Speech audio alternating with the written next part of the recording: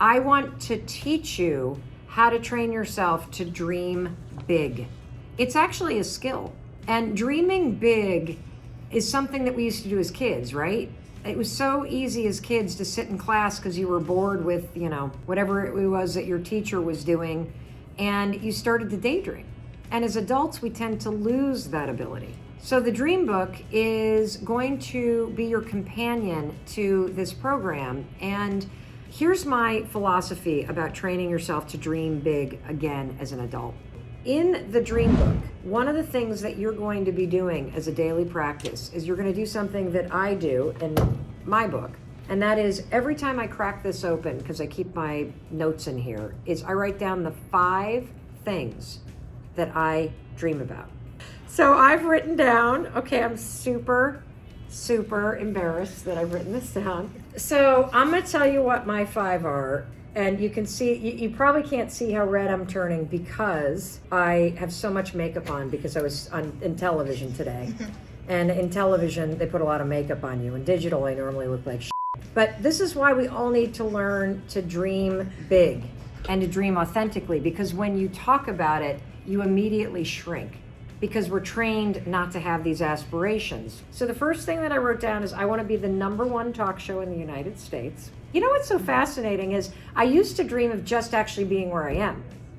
And now that I've achieved that, I have a dream that's even bigger. And what does it mean and why is this dream important to me? And this is part of what you're going to learn in the workbook, but I'll tell you why this dream is important to me. Because if we are #1, it means that the work that we're doing that I care so deeply about, which is helping people heal their minds and heal their relationships and to live a more positive, happy, mentally well life, that we're reaching more people.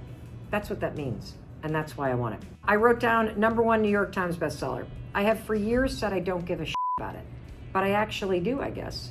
And I think it's because it would be really nice to have the powers that be actually acknowledge the impact that we're making. Do I need it to keep going forward? No, of course not. And I will keep going forward. I want to make the Time 100 list for mental health and for the work that we're doing. And the reason why is because as much as I like being an entrepreneur that does things in a very innovative way, that kind of public recognition brings with it resources and partners that would allow you to make an even bigger impact. And so when I think about that kind of recognition, it challenges me to dream so much bigger than I'm dreaming right now about the impact that I want to make in mental health. The 4th one, this is not my dream right now, but I wrote this down 3 days ago, and that is to be the happiest I've ever been living in Vermont.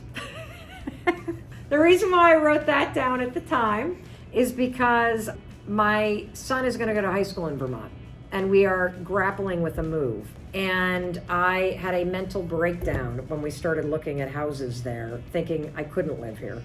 One of the interesting things about dreaming is your dreams will change. I love the daily practice of writing in your dream book the 5 things you're dreaming about, because you'll notice that there are things that show up consistently for you, and that's a sign that it's important to pay attention to it. It's important to walk toward it.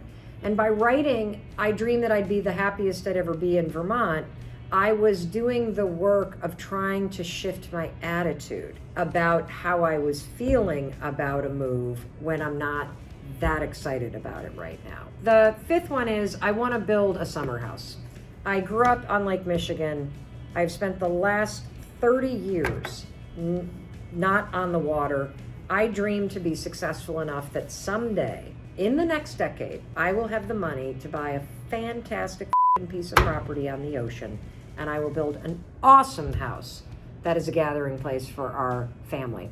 And hopefully that will not include grandchildren in the next decade. In the dream book, you're every single day going to write the 5 things down that you're dreaming about. And it's okay that they change, because over the course of this month, I just want to teach you how to give yourself permission to dream.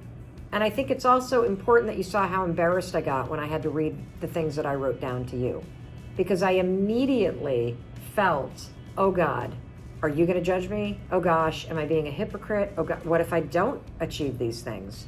Who am I to say these? How am I going to do this? All that stuff rushed up for me, and I'm the one teaching you how to do this. And it's important for you to see that, because all those feelings are normal that are going to come up, but they're what's currently stopping you from doing the work to live the next best decade of your life and to pursue the things that you dream about.